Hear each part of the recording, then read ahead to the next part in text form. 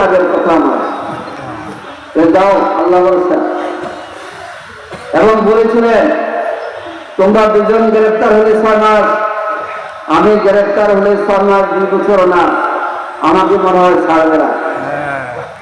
আজকে 13 বছর 5 মাস, আজকে 18 তারিখ আর 19 সেপ্টেম্বর আমি হিসাব করেছি, আজ 18 তারিখ পর্যন্ত 13 বছর 5 মাস পূর্ণ হয়েছে। আমরা প্রশ্ন রাখতে চাই, ডক্টর ইউনূস সাহেব, আপনি তো আমাদের আন্দোলনের ফসল, অনেকে মুক্তি পেয়েছে, মুসলিম জনতা এই যে মাদারুল ইসলামকে কেন মুক্তি দেন না? আমরা আদালতের মাধ্যমে আইনি প্রক্রিয়া আমরা চালিয়ে যাচ্ছি, কিন্তু এটি মাদারুল ইসলাম শুধু আইনি প্রক্রিয়ার মধ্যে আপনারা ছেড়ে দেবেন, অবিলম্বে নির্বাহী হাতে সেটাকে মুক্তি দিতে হবে। আপনার স্মরণ আছে 5 সেপ্টেম্বর সন্ধ্যায় যখন বঙ্গভবনের সেনাপ্রধান সহ আমির জামাত ডাক্তার শফিকুর রহমান গিয়েছিলেন, তিনি প্রেসিডেন্টের সামনে বলেছিলেন আজকে আমরা কোন দলীয় দাবি আপনার কাছে দেব না। মাননীয় প্রেসিডেন্ট কাঁপতে ছিলেন, নীরব ছিলেন, বলে আপনারা যাই বলবেন তাই পান। দাবি ছিল যে সব রাজনৈতিক মামলা প্রত্যাহার করা হবে, প্রেসিডেন্ট রাজি হয়েছিলেন। রাজনৈতিক মামলা সব এখনো প্রত্যাহার হয় নাই। আর কঠিন স্বৈরাচার ভারতের দালাল শেখ হাসিনার সরকার ছেড়ে দেওয়ার পরে কেন এটি আমাদের ইসলাম এখনো জেলখানায় থাকতে হচ্ছে? সংগ্রামী ভাই বন্ধুগণ, এটি মাদারুল ইসলাম রংপুরের গর্ব নয়, তিনি বাংলাদেশের জাতীয় নেতা। কোন এক সময় আসবে এটি মাদারুল ইসলাম বাজারগঞ্জ তারাগঞ্জ থেকে এমপি হবেন, বাংলাদেশের মন্ত্রীও হবেন। আমরা সরকারকে বলতে চাই, যিনি 13 বছর আওয়ামী প্রশাসনের চরম নির্যাতনের শিকার হয়েছেন, তাকে অবিলম্বে মুক্তি দিতে হবে। আজকে সাংবাদিক ভাই বন্ধুগণ সহ সকলের কাছে বলতে চাই, ইউনূস সাহেবের এই সরকারের বয়স 6 মাস 10 দিন, 11 দিন আজকে সহ। আমরা কিন্তু সারা দেশে কোন মিছিল সমাবেশ করি নাই, আমরা দলীয় প্রোগ্রাম করেছি। আমাদের আন্দোলন ছাত্রদের আন্দোলনের কারণে এই স্বৈরাচার গোপনের খাওয়া পর্যন্ত রেডি ছিল, খাইতে পারে নাই। ভারতে পালিয়ে নিতে বাধ্য হয়েছে। আওয়ামী লীগের বাংলাদেশের কবর দিয়ে ভারতে গিয়ে জানাজা পড়ানো হয়েছে।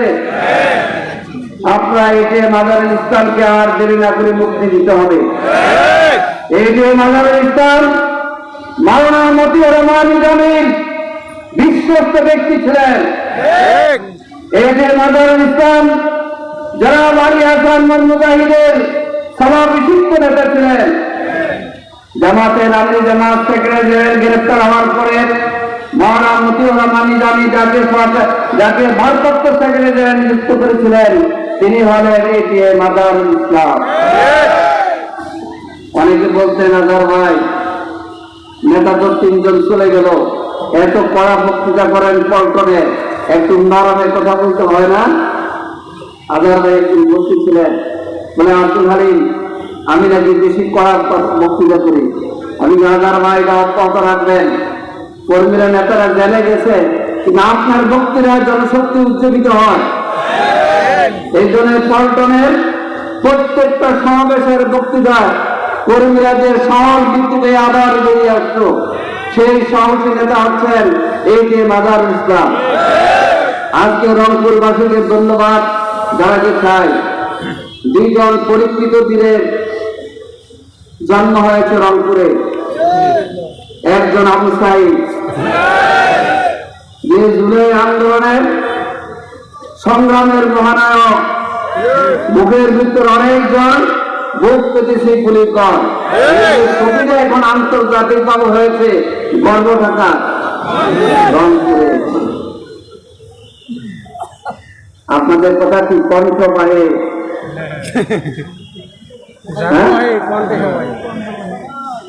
জাগো বাহে সরকার আমি বলতে পারি না। একদিন আবু সাইদ যার জীবন দেওয়ার মধ্য দিয়ে সারা বাংলাদেশ সারা বিশ্ব জেগে উঠেছে, কি বলে?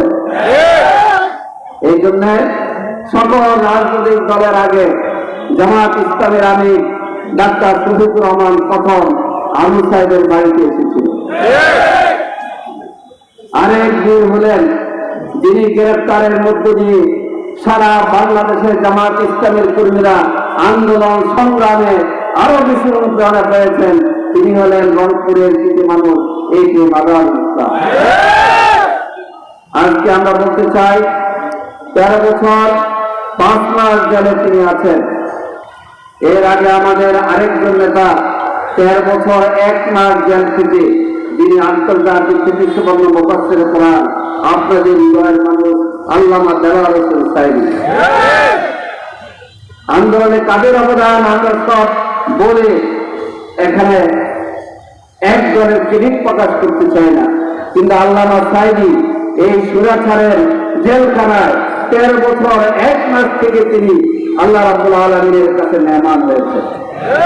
আর 13 বছর 5 মাস জেলে আছেন এই মাদারুল ইসলাম। জামাত ইসলামের 11 জন শীর্ষ নেতা জীবন দিয়েছেন, কিন্তু জামাত আপোষ করে নাই।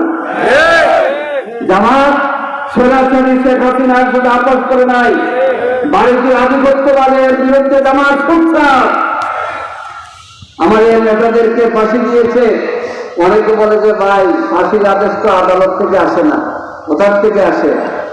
বলে দিল্লি আর বড় বড়।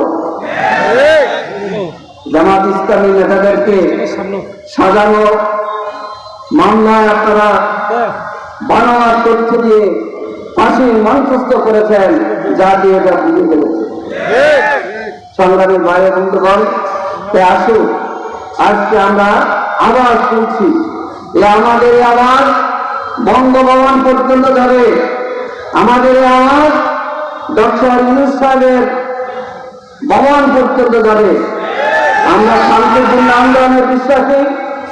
আজহারুল ইসলাম ভাইকে যদি অবিলম্বে মুক্তি দেওয়া না হয়, এই আন্দোলন শুরু হয়েছে, রংপুর জেগে উঠেছে, দিনাজপুর জেগে উঠেছে, সারা বাংলাদেশের আজকে জামাত ইসলামের 59টি জেলায় আজকে হাজার লক্ষ কোটি মানুষ আজকে স্লোগান দিচ্ছে, এই যে মাদারুল ইসলাম ভাইয়ের মুক্তি চায়। এর ব্যতিক্রম ধরে ইনশাআল্লাহ আমরা বৃহত্তর কর্মসূচির মধ্যে দিয়ে অবশ্যই এই যে মাদারুল ইসলাম ভাইকে মুক্তি করে আনার ব্যবস্থা করবে ইনশাআল্লাহ। আসুন, আজকে আমাদের বিরুদ্ধে ষড়যন্ত্র আছে। আবু সাহেবের রক্তে, ছাত্র জনতার রক্তে স্বৈরাচার পালিয়ে গেছে, এটা ঠিক, কিন্তু হঠাৎ করে ঢুস মারে, কি বলেন? কিন্তু এই ষড়যন্ত্র ব্যক্ত করে দিচ্ছে ছাত্র সমাজ, সাধারণ মানুষ। এই জন্য এই সক্রান্ত ষড়যন্ত্রের বিরুদ্ধে আমাদেরকে ঐক্যবদ্ধ থাকতে হবে ইনশাআল্লাহ। ইনশাআল্লাহ আগামী দিনে এই রংপুরের বিশাল ময়দানে আমি জামাত ডাক্তার শফিকুর রহমান আসবেন, মুক্তি পেয়ে মাদারুল ইসলাম ভাই আসবেন, এবং জনতার উদ্দেশ্যে রংপুরের মানুষের জন্য তিস্তা নদীর পানি বন্টন চুক্তির ব্যাপারে, তিস্তা মহাপরিকল্পনার ব্যাপারে ইনশাআল্লাহ আমির জামাত বক্তব্য রাখবেন। আসুন, আমরা জুলুমের শিকার হয়ে আমার 1 লক্ষ কর্মী জেল কেটেছে, আমাদের 11 জন শীর্ষ নেতা সহ 400 নেতা কর্মী শাহাদাত বরণ করেছে। আমাদের 5000-এর উপরে নেতা এবং কর্মী আছে যার একটা হাত নাই, একটা পা নাই। আজহার ভাইয়ের সাথে দেখা করতে গিয়েছি, বলেছি আজহার ভাই বলেছিল আব্দুল হালিম আমি একটু অসুস্থ আছি, কিন্তু আমি যেসব কর্মীদেরকে রেখে গেছি এদের মধ্যে অনেকে আছে যাদের শহীদ হয়ে গেছে। আজকে বলতে চাই 1 লক্ষের উপর কর্মী, নেতা কর্মী কারাবরণ, 11 জন শীর্ষ নেতা সহ 600 নেতা কর্মীর জীবন দান, 5,000 উপরে নেতা কর্মীর পঙ্গুত্ব বরণ, হাজার হাজার নেতা কর্মীর গড়বাড়ি ছাড়া, এইগুলো বিগত আন্দোলনের এসেট হয়েছে। এই জন্য আমরা ভয় পাই না। আমরা কোন আধিপত্যবাদী শক্তি রক্ত চক্ষুকে আমরা ভয় পাই না। এই জন্য আসুন সংগ্রাম আমরা আজার মায়ের মুক্তির জন্য শুরু করেছি, দেশের মানুষের মুক্তির জন্য, এবং কঠিন স্বৈরাচার যেন আর আসতে না পারে সজাগ সচেতন থাকার মধ্য দিয়ে একদিকে আমরা লড়াই করব, আরেকদিকে দেশ এবং সমাজ গঠন করার জন্য ছাত্রদের যে স্লোগান উই ওয়ান্ট জাস্টিস, আমরা ন্যায় বিচার চাই, বৈষম্য মুক্ত একটি সমাজ নির্মাণে আমরা এগিয়ে যাব ইনশাআল্লাহ। আমরা ঘোষণা করেছি সংখ্যালঘু সংখ্যাগুরু নয়, পাহাড়ি বাঙালি নয়, আমরা এই দেশের সবাই গর্বিত নাগরিক। এই জন্য সকল ধর্ম এবং সকল দলের মানুষ ঐক্যবদ্ধভাবে আমাদের প্রিয় মাতৃভূমি, যেটা বাদশাহ মুক্ত হয়েছে, যেটা স্বৈরাচার মুক্ত হয়েছে, যেটা হাসিনা মুক্ত হয়েছে, যেটা ভারতীয় আধিপত্যবাদ মুক্ত হয়েছে, এই বাংলাদেশ অক্ষত রাখার ক্ষেত্রে ঐক্যবদ্ধভাবে সকল দল মিলে আমরা এগিয়ে যাবো ইনশাআল্লাহ। আল্লাহ হাফেজ। বাংলাদেশ জিন্দাবাদ। বাংলাদেশ জামাত